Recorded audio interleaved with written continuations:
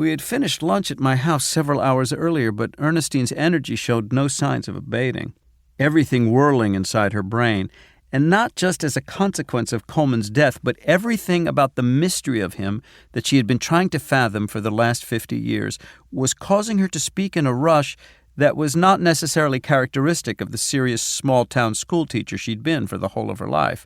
She was a very proper-looking woman, seemingly healthy, of a bit drawn in the face, whose appetites you couldn't have imagined to be in any way excessive.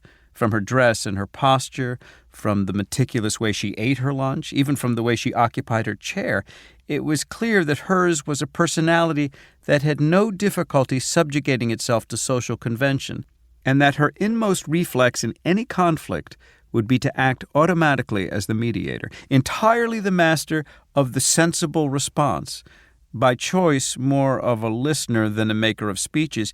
And yet, the aura of excitement surrounding the death of her self-declared white brother, the special significance of the end of a life that to her family had seemed like one long, perverse, willfully arrogant defection, could hardly be reckoned with by ordinary means. Mother went to her grave wondering why Coleman did it. Lost himself to his own people, that's how she put it. He wasn't the first in Mother's family. There had been others, but they were others. They weren't Coleman. Coleman never in his life chafed under being a Negro, not for as long as we knew him. This is true. Being a Negro was just never an issue with him.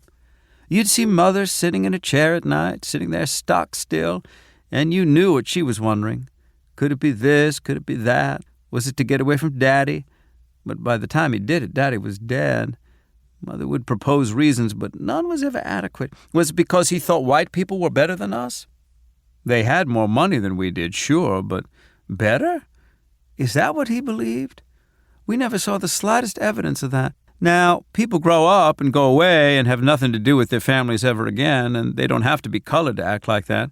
It happens every day all over the world.